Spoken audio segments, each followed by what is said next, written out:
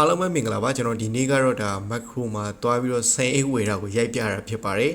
ဒီဗီဒီယိုရိုက်ပြတာကဒါအကြောင်းအများကြီးရှိရပေါ့နော်အဓိကတော့ထိုင်းမှာရှိနေကျွန်တော်ညီကိုမောင်နှမတွေဒါအလှူဒန်းနေပါတွေမှာရှိတဲ့အခါဆိုလို့ရှိရင်ဒီ macro မှာကျွန်တော်ကတော့တွားဝယ်စီချင်ပါတယ်ဘာဖြစ်လို့ဆိုတော့ဒါလက်ကားစီးနဲ့ရရဲဆိုတဲ့အတွက်တော်တော်လေးကိုအဆင်ပြေတယ်ပေါ့နော်ပစ္စည်းကလည်းလိုချင်တဲ့လောက်ရှိရဲအဲ့တော့ကျွန်တော်အခုကတော့ကျွန်တော်အပြင်ဝယ်လာတာဖြစ်တဲ့အတွက်အသီးရွက်တွေပါပါလာပြီးသားဆိုတော့ဒါအထုပ်တွေကများတယ်ပေါ့လေကျွန်တော်အပြင်မှာထုတ်တွေထားခဲ့တယ်အထဲထဲကိုဝင်လာတယ်ပေါ့လေ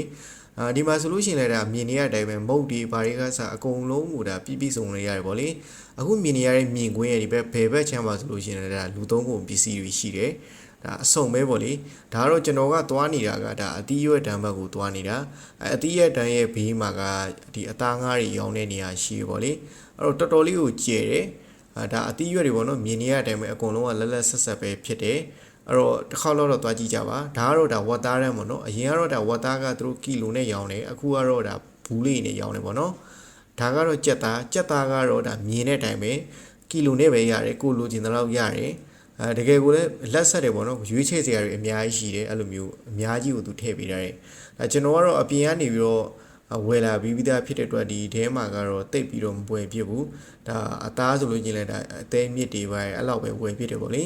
ဘာလို့ဆိုဝတ်သားကအပြင်မှာကျွန်တော်အပြည့်ရတဲ့အတွက်အဓိကပြချင်တာကတော့ဒါပဲပေါ့နော်ဒါကဒါကျွန်တော်ဆန်အိတ်ကိုပြတာဒီမှာဆိုလို့ရှိရင်လည်းတအိတ်ကိုဒါ360ကျော်ပဲရှိတယ်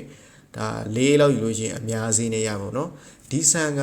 10ဘတ်မှာဆိုလို့ရှိရင်5ကီလိုမှ160လောက်သွားကြတယ်ပေါ့လေဒီမှာက15ကီလိုမှ360လောက်ပဲကြတယ်အဲ့တော့100ကျော်လောက်กว่าရဲ့အတွက်ကျွန်တော်အနေနဲ့တော့တွက်ချေကြိုက်တယ်လို့ပြောလို့ရတယ်ပေါ့နော်ကျွန်တော်ဆိုင်လေးတင်ပြီးတော့လျှောက်သွားနေပါတော့အထုပ်ကတော့တိတ်မပါတော့ဗျာဒါကျွန်တော်အပြင်မှာဝယ်ပြီးသားပြီဖြစ်တဲ့တော့လျှောက်ကြည့်တယ်လျှောက်ကြည့်ပြီးတော့ဒါမုတ်တွေဆိုလို့ရှိရင်လည်းဒါဈေးလျှော့ရတယ်အများကြီးရှိတယ်ပေါ့လေသွားပြီးတော့ကြည့်ကြပါတကယ်အဆင်ပြေတယ်ဗျာဒါတော့ကျွန်တော်နိုဘူးတွေပါတွေဝယ်တယ်ဒါကတော့ပုံမှန်ဝယ်နေကြအတိုင်းပဲပေါ့လေဒီတစ်ခေါက်ကဒါအများကြီးနေသွားတယ်လို့ပြောလို့ရတယ်ဒါကတော့ကျွန်တော်ပတ်စံရှင်းဖို့တန်းစီနေပါတော့စကန်လေးရတယ်ကျွန်တော်ဒီငွေသားနဲ့လည်းရှင်းလို့ရတယ်ပေါ့နော်ပေးမှတော်တော်များများကိုသူတို့ခွင့်ပြုတာတယ်အဲ့တော့တော်တော်လေးကိုအဆင်ပြေတယ်ဒါကတော့ကျွန်တော်ဒီ macro ရဲ့အပြင်မှာရှိတဲ့ဆိုင်တန်းလေးတွေပေါ့နော်အဲ့ဆိုင်တန်းလေးတွေမှာကြက်ကင်စားဖို့ဝင်နေတာပါ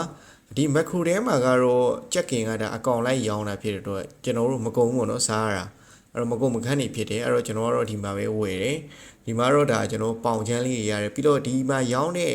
ဒီလူချင်းကတော်တော်လေးကိုစားလို့ကောင်းတယ်သွားပြီးတော့စမ်းပြီးတော့ဝယ်ကြည့်ကြပါကျွန်တော်ကအဲ့လိုပဲတွေ့လူနဲ့တော်ကီနည်းနည်းတော့ပြစ်တယ်ပေါ့နော်